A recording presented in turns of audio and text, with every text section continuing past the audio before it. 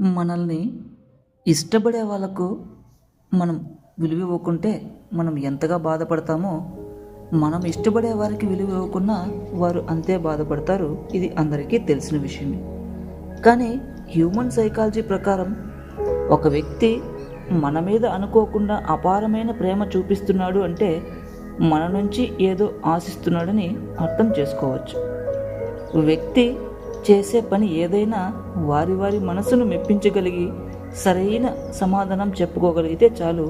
ప్రతి ఒక్కరికి నచ్చేటట్లు చేయాలంటే వారి వారి జీవితమైనా సరిపోకపోవచ్చు. మొక్కకు చుట్టుపక్కల చూసేవాళ్ళు లేకపోయినా సరే పుష్పం వికసిస్తుంది. అలాగే వారి వారి పని వారు నిశ్శబ్దంగా చేసుకుంటూ వెళ్ళినట్లయినా వాళ్ళ అందరినీ ఇష్టపడే వాళ్ళు దారి వెతుక్కుంటూ వస్తారు. నేటి సమాజంలో మనతో పని ఉంటే ప్రేమతోనూ అభిమానంతోనూ ఆప్యాయంగానూ ఉంటారు. మనతో పని లేకుంటే మనం ఎలా ఉన్నామో అని కూడా పట్టించుకోరు. ఇది గుర్తుంచుకోవాల్సిన విషయం. ప్రతి ఒక్కరూ వారి వారి తెలివితేటలను జ్ఞానాన్ని ఎదుటివారిని మోసం చేయడంలో ఉపయోగించకూడదు. వారి వారి తెలివిని జ్ఞానాన్ని వారు చేసే మంచి పనుల్లో మాత్రమే ఉపయోగించాలి. ఇది అందరూ గుర్తుంచుకోవాల్సిన విషయం.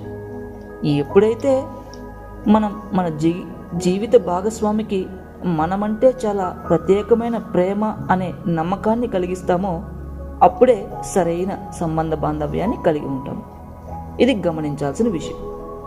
ప్రతి ఒక్కరికి జీవితాంతం మెరుగైన బంధం కావాలి అనుకుంటే అందరికీ క్షమించే గుణం, ఓపిక, కరుణ, దయ అన్నీ వారి మనసులో తప్పకుండా ఉండాలి. కష్టమైన, నష్టమైన, ఇష్టమైన, సుఖమైన కుటుంబంతో ఎల్లప్పుడూ కలిసి బతికి ఉండడమే సరైన జీవితమని పెద్దలు చెబుతారు. అందరినీ వదిలేసి అందరినీ వారి వారి అవసరాల కోసం మోసం చేసి దూరంగా ఉండడం కాదు మెరుగైన జీవితం అంటే. ఇది గమనించాల్సిన విషయం. ధర్మం ఉన్న చోట అధర్మం ఉంటుంది. సూర్యుడు ఉన్న చోట వెలుగు తప్పక ఉంటుంది. వెలుగు ఉన్న చోట చీకటి ఉంటుంది. కష్టం ఉన్న చోట సుఖం ఉంటుంది. వీటన్నింటినీ ఆచరించి స్వీకరించే గుణం ఉంటుందో అక్కడ మెరుగైన జీవితం కూడా ఉంటుంది. స్వామి వివేకానంద చెప్పినట్టు, try again and again until you succeed, arise, awake and stop not till the goal is reached. నిద్రపోకు నీవు లక్ష్యం సాధించే వరకు.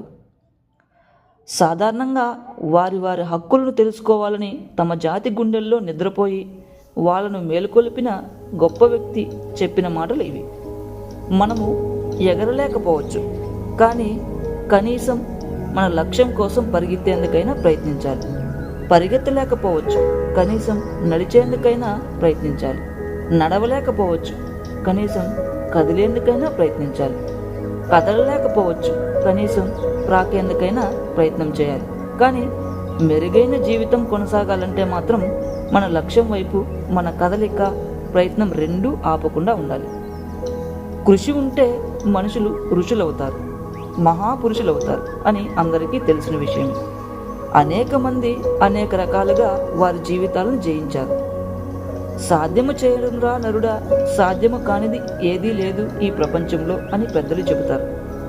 ప్రపంచ విజేత అయిన అలెగ్జాండర్ కేవలం తన సాహసంతోనే జయించాడు.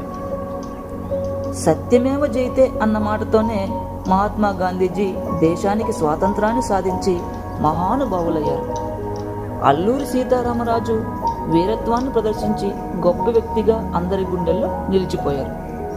హరిశ్చంద్రుడు ఇచ్చిన మాట నిలబెట్టుకోవడం కోసం ప్రయత్నించి విజయం సాధించి గొప్ప వ్యక్తిగా నిలిచిపోయారు. పేదవారికి, అనాథలకు దయ, కరుణ, ప్రేమను చూపించి మదర్ తెరీసా గొప్ప వ్యక్తిగా చరిత్రలో పేరు సంపాదించుకున్నారు. పైన తెలిపినట్లుగా అంత గొప్పగా అందరూ వారి వారి జీవితాన్ని అందరూ జయించకపోవచ్చు, కానీ కొంతవరకైనా జీవితాన్ని మెరుగైన జీవితంగా మార్చుకునే అవకాశం ఉంటుంది. ఇది గుర్తుంచుకోవాల్సిన విషయం.